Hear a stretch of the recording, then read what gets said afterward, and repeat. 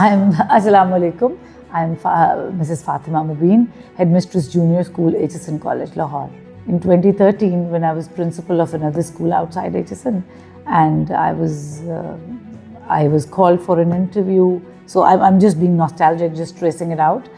So I think I came as a headmistress with a lot of passion and something that I wanted to prove my worth at. So I joined Aitchison College with a lot of high hopes, enthusiasm, passion, and of course dedication. If you honestly ask me, it was more like an ECG. Some ups and downs of life, of course, well, like everywhere. It's our own daily routines are like ECGs, isn't it? Sometimes you're in an anxious manner or mode, and sometimes you're going down. So I think it was a wonderful journey if I look back. And if I look at the level of accomplishment that I received or I could manage at junior school, how I started and where we have reached today. So mashallah, it was a happy journey. I was very fortunate to work with some very nice people in form of principals and of course my colleagues as the heads of schools, my staff, teachers, and even I feel the last custodian staff at the college. I think we all learn from each other. That's the beauty and philosophy of life. To actually own the youngest lot of Aitchison College. We take the Aitchison raw material, I would say.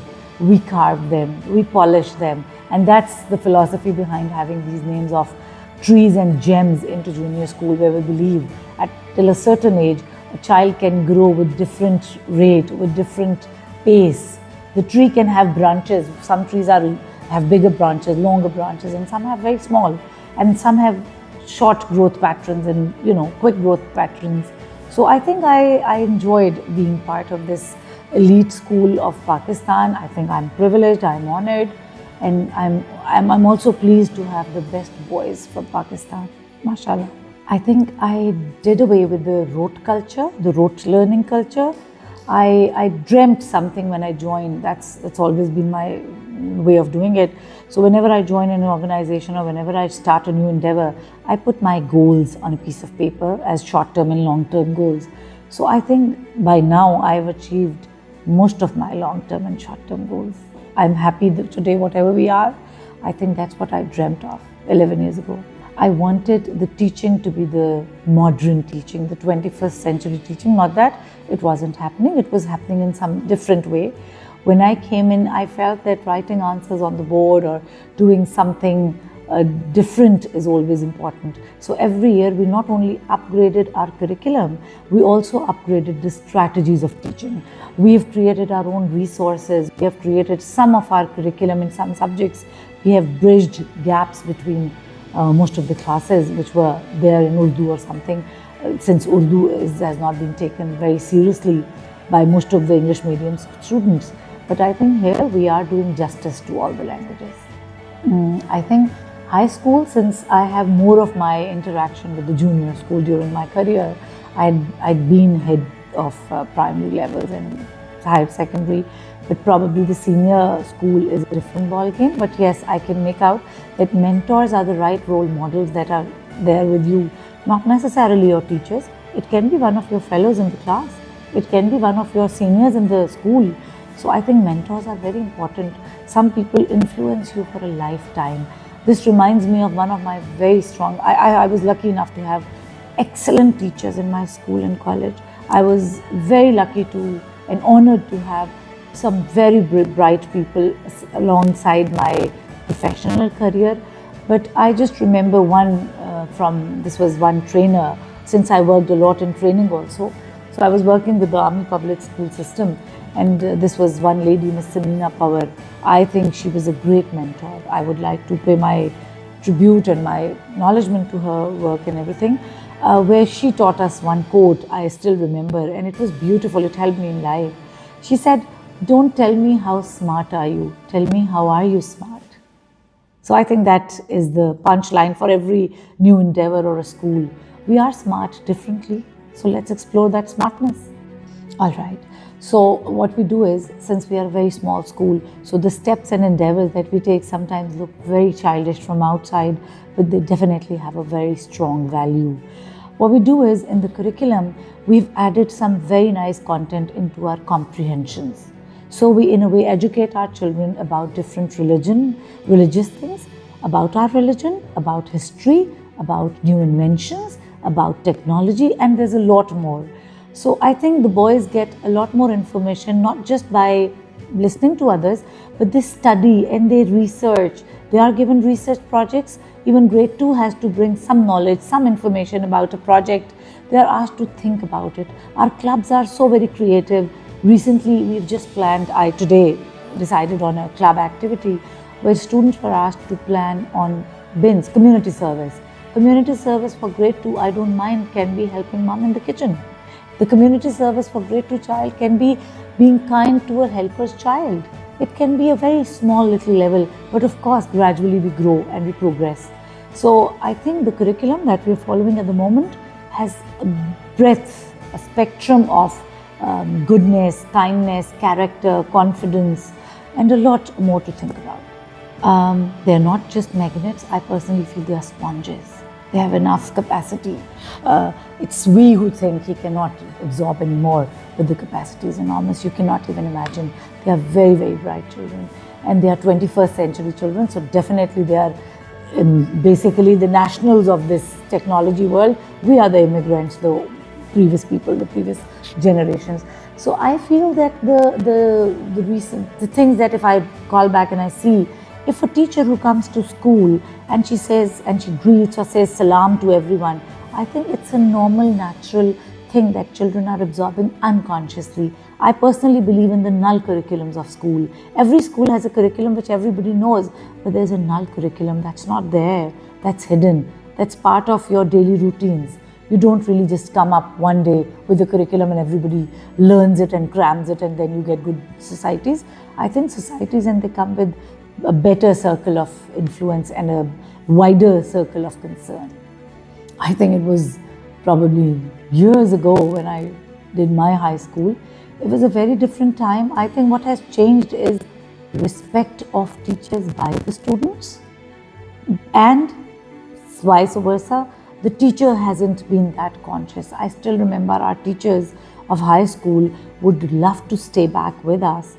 Today's child is not that respectful, and so the teacher has taken a step backward because they feel that if he, and you have to ask, I personally feel to some extent asking is important. The best relation in this world is of a mother and a child. A child cries and then gets healed, right? How can we expect teachers to be there when it's only Allah who gives you without asking and who's ready and listening to you all the time? Human beings are different. They are made on a different mechanism. So I would say that yes, my high school time and today, it has changed a lot. Our teachers would hate us if we would go for tuitions. Our teachers would love it if we asked them, ma'am, can we stay back today after home time? Can I have half an hour of your time and I want this to be done? I think we can still revive all these practices. But the first point is respect of a student towards his teacher. After a few years of service at Aitchison, I contacted some of my very dear friends who are working elsewhere abroad, or some are in Pakistan, some good schools or universities. And when I checked it out, I found out that our Asian children are not so good at research. This I'm talking of 5-8 years ago. But I think research, and now I feel this AI has changed the ball game altogether. It's no more the same system and no more the same era of teaching and learning. It's a different, I think technology is one thing, but using technology sensibly is a more important skill that our children should know how to learn and how to make use of it. And I think our children are very, very capable. They can do wonders. So I'm hoping and praying that sometimes I find an Aitchisonian bringing out a marvelous, invention or something in the field of technology. Inshallah. I think to me, an actual Aitchisonian should be a person who knows how to swim, how to ride. He knows the basic mannerism of a good human being. They should be kind, considerate. To me, those who are coming in the boarding house, especially the ones who are coming from far-flung areas of the country where there are not enough basic facilities available, they should lit up more candles by just going to them. That's, I believe, Aitchisonian, if he starts talking, I'm not just saying or boasting about what we are. It's the name. We have this name. We are surviving on so many oxygen cylinders that were somewhere saved for us. We are actually working on them. We need to create more oxygen cylinders for the generations to come. So I think these Aitchisonians should become the hallmark of our college. The best Aitchisonian should be who can actually bring up some change in someone's life at some point of life. Well, I think in annual Founders Day is very, very important. Not just for the current boys, but certainly for the boys who have left years ago or maybe ages ago. I think that's a platform where you all come, you meet, you greet, you get to know each other. And I think this platform should be managed in such a way that these children can, I would still call them children even if, because Aitchisonians never get old. They remain boys even at the age of 90. He remains an old boy. So that's a beautiful part of it. Aitchisonians remain young and enthusiastic. So I think this platform should be used in creating more platforms for helping people. These days, Pakistan is full of so many charitable organizations, but the real charity, but the real work, I think can be done by these unsung heroes. Let's create more unsung heroes out of the Aitchisonians. Okay, the traditions at Aitchison, I think, are playing a very positive role in the nurturing and grooming of these young children. They feel more disciplined. It's a long association, sometimes through families, and even after leaving this college, you still remain connected in the form of a Koba. There are associations not only in Pakistan, everywhere in the world, I feel. And that's a beautiful thing. This makes children better. This makes them feel owned by the organization. We own our children, no matter what age they are. An Aitchisonian would remain an Aitchisonian.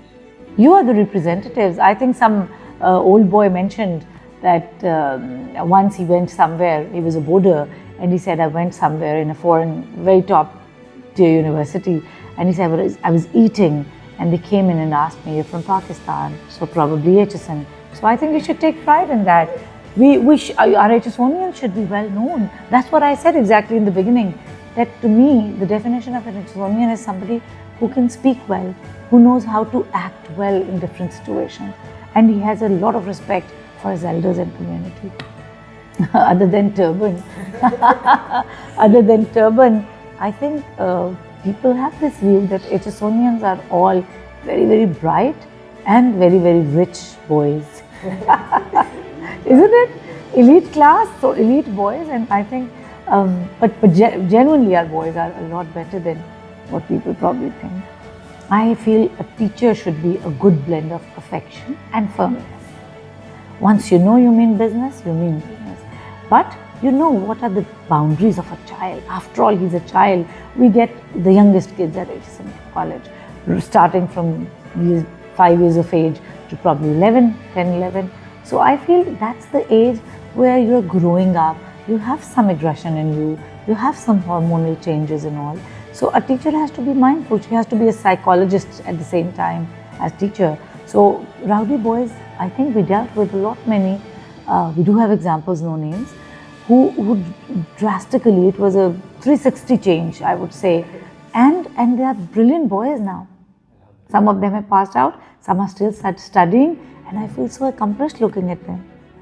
Well, the first thing is your General Assembly, where you all get together, you all meet as 3 schools, but you are still one school. Then it comes to when you go out. I've seen Aitchisonians outside college going for the competitions, going for MUNs, going for different other areas in the world. And I found them very connected to each other. No matter how many differences are there inside the college or class, but children know when and how to behave as a team. So I think this team spirit starts here. Then even after leaving college, we're still connected in the form of Founders Day. Very few schools in Pakistan have this tradition. I think it's a beautiful tradition. Well, see, boarding I feel is the most important area inside of junior school and Aitchison College at large. Why? Because these are the children coming from different far-flung areas. So we offer them diversity at a house, any house picked up from grade 1 to age 2.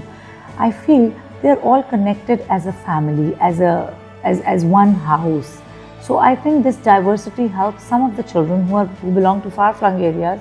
Some belong to the family, of course, it was called Chiefs College for the reason that some chiefs, but well, we are out of that. It's 21st century and believe in equal rights of human beings and people. But I think K1s, they are too young, and sometimes the impact or the ideals or the mentors or the leadership they are receiving at home, they are receiving at their places is different. We once found a boy who came in and he wanted to walk in front of the line, saying, I'm the Sardar, so I cannot walk behind anybody. So we told them at Aitchison, everybody is a Sardar. So you all are chiefs. So I think K1s, as the youngest, they get the most benefit of it. They settle quickly, they adjust, they learn better, and they are better at academics. Because K1s, it takes you more years. The shorter the years, the shorter the span, the less grip on academics. So K1s are the boys who mostly catch up by the time they reach K6. They can speak well, they can communicate with anybody, they've learned good handwriting, they've learned a lot of new skills. They have a very disciplined life, and besides, I think they are the ones who enjoy the college the most. They swim the most, they ride the most, they enjoy the college buildings. Even on a Sunday, their walk is towards DSR and coming back. So I think K1s are the most privileged, and boarders in turns are the most privileged boys. For them, Aitchison is their home. They are our children. Well, since I have worked in the length and breadth of country, I have worked in all the provinces, so I can fairly tell you that the sporting and equestrian facilities available at Aitchison are nowhere. Nowhere in Pakistan. I can assure you that. I think the basic subject or the basic learning of sports is you become more disciplined and you're more resilient. You know what is team spirit, you know what is leadership, you know what are the qualities of a good team and a bad team. So I think they learn from it, and it's a healthy way of doing it. Today's generation is not much into going out.